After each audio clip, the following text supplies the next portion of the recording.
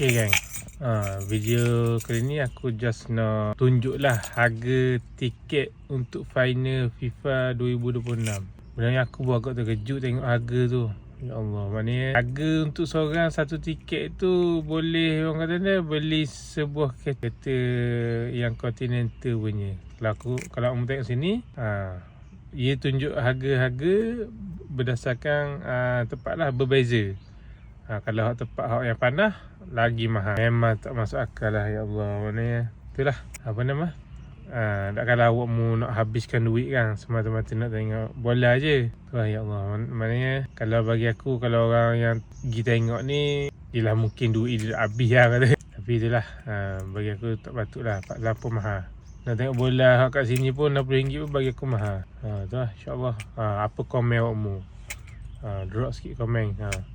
Harga tak masuk akal tu tak? Boleh beli kereta, boleh beli rumah lagi. Allah Akbar. InsyaAllah makhluk ada kuasa, Allah Maha Kuasa.